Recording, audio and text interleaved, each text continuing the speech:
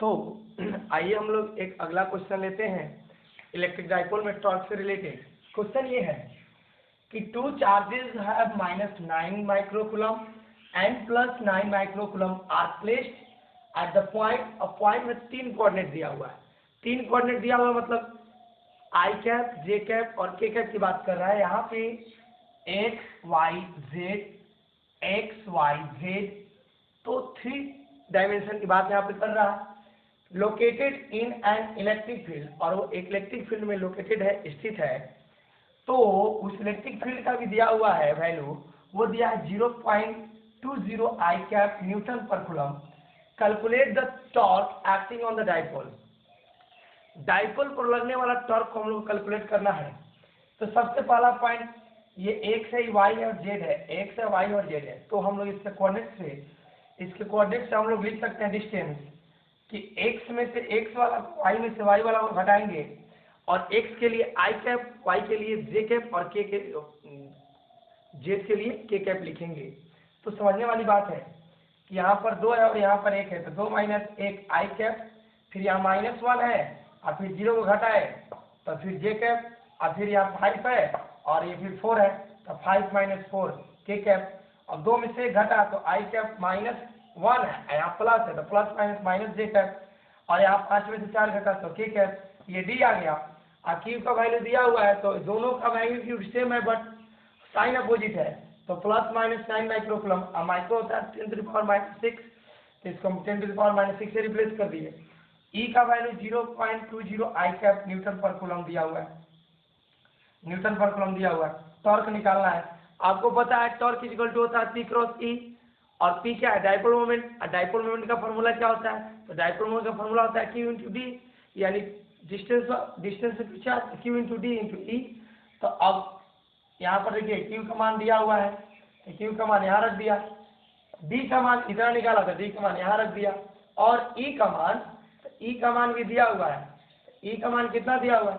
तो 0.20 आई कैप, तो 0.20 आई कैप। तो अब समझने वाली बात है कि यहाँ पर डेसिमल हटाएंगे तो नीचे 100 आएगा, तो 1 से 0 कट गया, ये 10 ऊपर जाएगा तो 10 का पावर -1 होगा। और जब 10 का पावर -1 होगा तो आपको समझने वाली बात है कि यहाँ 10 के पावर -6 और एगो जुड़ गया, 10 के पावर माइनस था, यहाँ का 2 से गुना करेंगे 9 में तो 18 हो जाएगा। अब ये टर्म और इससे गुना होगा।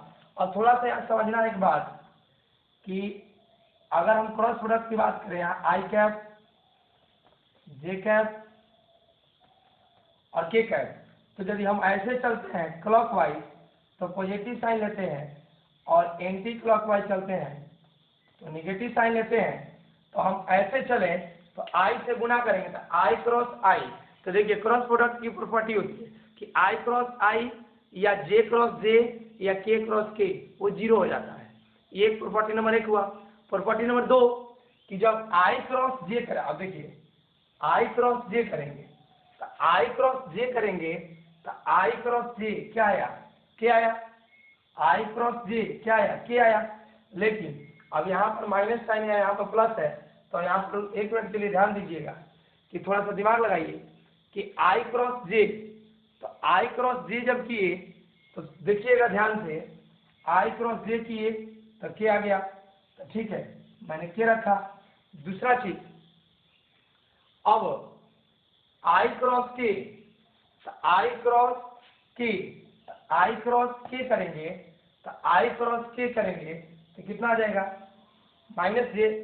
तो आई क्रॉस के करेंगे तो -j, तो ये आ गया के और ये आ गया j, तो ये हो गया के - j कैप। और मैग्नीट्यूड निकालेंगे तो इसका मैग्नीट्यूड 1 है, इसका मैग्नीट्यूड 1 है, तो √1² + 1² यानी √2 आ जाएगा। √2 का वैल्यू यहाँ रख देंगे, यही हमारा आंसर आ जाएगा। याद रखना आई क्रॉस जे के, जे क्रॉस के आई, के क्रॉस आई जे। उल्टे चलेंगे तो माइनस साइन के साथ, ऐसे चलेंगे तो प्लस साइन के साथ। ये बात के बाद अब हम लोग अगला कंसेप्ट पढ़ते हैं, इसको अच्छे से उतारिए। हमारा जो अगला कंसेप्ट है, हम लोग आगे की बात करें, न्यूमेरिकल उतारने की बात करें तो समझने वाली बात है कि क्या कंसेप्ट हम लोग को ड्राइव करने जा रहे हैं। Interaction energy of an electric dipole in electric field, यानी इंटरैक्शन एनर्जी को हम लोग सीखने जा रहे हैं of an electric dipole, in electric field, किसी इलेक्ट्रिक फील्ड में हम लोग इंटरैक्शन एनर्जी का कैलकुलेशन जो है सीखेंगे डाइपोल के लिए। तो सबसे पहला काम इस सिचुएशन को समझे, हमारे पास एक यूनिफॉर्म इलेक्ट्रिक फील्ड है और यूनिफॉर्म इलेक्ट्रिक फील्ड पर यहाँ पर मान लिया यहाँ पर निगेटिव चार्ज है और यहाँ पे पॉजिटिव चार्ज है। तो अब समझने वाली बात है कि अगर चार्ज हमारा यहाँ पर चार्ज के बीच का डिस्टेंस कितना है, डी है, तो हम कंपोनेंट तोड़ेंगे तो ये वाला कंपोनेंट जो होगा डी कॉस थीटा और ये वाला जो कंपोनेंट होगा वो डी साइन थीटा होगा। अब समझने वाली बात है, मान लिया कि यहाँ का जो पोटेंशियल V1 है वो ज़्यादा है V2 का, तो अब ये रिलेशन बहुत मायने रखता है। तो ये रिलेशन कैसा है, तो आप थोड़ा सा सोचना, मैं घेर कर के रफ वर्क में सिखाता हूँ, मैं इस चीज़ के लिए रफ वर्क सिखाता हूँ। आपको तो पता है कि आप लिख सकते हो पोटेंशियल डिफरेंस V2 माइनस या V1 माइनस V2 बराबर चार्ज। तो चार्ज के लिए फॉर्मूला पढ़ते हैं कि वर्क अपॉन चार्ज, तो वर्क अपॉन चार्ज, तो वर्क अपॉन चार्ज यहाँ पर हो जाएगा force F dot S by Q, और यहाँ पे जो फोर्स लग रहा है तो पॉइंट चार्ज के कारण फोर्स इधर लगेगा क्यू वी, इधर लगेगा क्यू वी। तो यहाँ जो हमारा फोर्स आएगा, यहाँ जो फोर्स आया वो आ गया क्यू ई। डिस्प्लेसमेंट कितना हुआ, तो यहाँ से यहाँ तक का डिस्प्लेसमेंट डी कॉस थीटा, अब आई क्यू, तो क्यू से क्यू कट गया तो आ गया ई डी कॉस थीटा। तो ये ई डी कॉस थीटा कैसे आया ये भी आपको मैंने बता दिया। अब आता है बारी कि इंटरैक्शन एनर्जी। तो interaction energy of dipole with the electric field is, तो V2 minus V1 equal to E, V2 minus V1 equal to Q. तो V2 minus V1 equal to Q, तो यहाँ से U, अब यहाँ से U निकालेंगे तो U बाई क्यू था, तो तिरछा तिरछी गुना करेंगे तो ये इतना आ जाएगा, माइनस कॉमन लिए तो V1 माइनस V2 आ गया। अब V1 माइनस V2 का value E D cos theta है, मैंने ई डी कॉस थीटा रख दिया।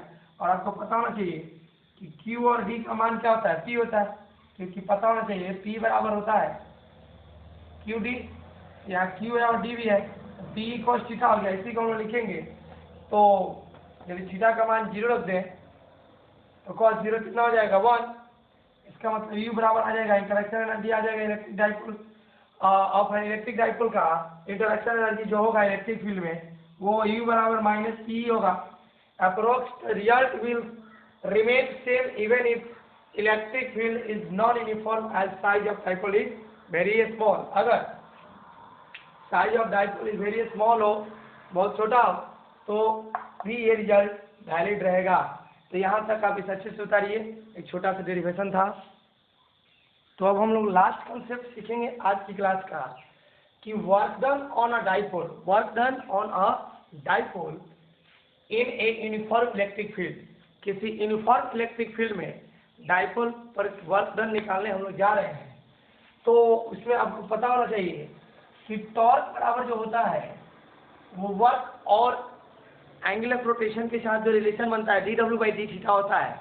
Torque is equal to dw by D theta, by cross किए तो dw equal to torque into D theta. और आपको तो पता है कि टॉर्क बराबर होता है PE साइन थीटा। तो अब जो टॉर्क है उसका वैल्यू PE साइन थीटा यहाँ रखिए, तो यहाँ हो जाएगा PE साइन थीटा, पहले से डी थीटा है तो डी थीटा। अब यहाँ पे हम लोग जो निकालने जा रहे हैं total work done in rotating the dipole from orientation θ1 to θ2। जब टोटल वर्क डन की बात करेंगे तो हम लोग लिमिट की भी बात करते हैं।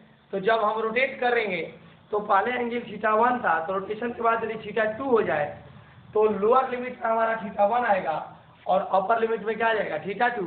और बात रहा कि टोटल वर्क डन, तो टोटल वर्क डन, तो जब भी टोटल शब्द आता है मैक्सिमम टाइप आपके दिमाग में होगा कि सम के लिए हम लोग इंटीग्रेट करते हैं। सम करने, किसी चीज़ को सम करने के लिए इसको क्या करते हैं, इंटीग्रेट करते हैं। तो dw इक्वल टू, अब integration of P sine theta D theta, अब dw का इंटीग्रेशन तो w हो जाएगा और लोअर लिमिट θ1 से θ2, अब PE को बाहर कर दें तो साइन थीटा डी थीटा का इंटीग्रेशन माइनस कॉस थीटा होता है। साइन थीटा का इंटीग्रेशन माइनस कॉस थीटा होता है, तो माइनस बाहर आ गया, अंदर कॉस हो गया। लोअर लिमिट थीटा 1 है, अपर लिमिट थीटा 2 है, तो लोअर लिमिट थीटा 1 रखा और अपर लिमिट थीटा 2 रखा। अब समझने वाली बात है कि W इज इक्वल टू, अब पहले अपर लिमिट डालते हैं फिर माइनस लोअर लिमिट डालते हैं, तो अपर लिमिट डाले तो थीटा 2, फिर माइनस लोअर लिमिट डाले तो थीटा 1, तो minus P cos theta 2 minus cos theta 1। अगर हम यहाँ से फिर माइनस कॉमन ले लें तो कॉस थीटा 1 पहले आएगा, कॉस थीटा 2 बाद में होगा, तो यहाँ का माइनस कॉमन लिए और माइनस माइनस हो गया प्लस, तो यहाँ जो थीटा 2 था वो यहाँ चला गया, जो थीटा 1 है वहाँ आ गया। तो फाइनल रिजल्ट हमारा हुआ कि work done on a dipole in uniform electric field W is equal to plus PE bracket में cos theta 1 minus cos theta 2। Similarly एकदम सेम उसी प्रकार potential energy of electric dipole when it rotates from theta 1 to theta 2, तो जो work done का formula वही हमारा formula potential energy का भी। तो इतना कंसेप्ट को डाइपोल से रिलेटेड अच्छा से रखिए, क्योंकि अगले क्लास में हम लोग डाइपोल का लॉन्ग क्वेश्चन का कैलकुलेशन करेंगे। उसके बाद डाइपोल का 1 से 1.5 क्लास में खत्म होगा, फिर हम लोग डाइपोल को क्लोज करेंगे और कैपेसिटेंस और कंडक्टर्स की प्रॉपर्टीज को रोक करके पहले पूरा इलेक्ट्रिसिटी पढ़ेंगे, फिर कैपेसिटेंस और कंडक्टर्स को पढ़ेंगे। आराम से इसको उतारिए, आज की कहानी समाप्त होती है।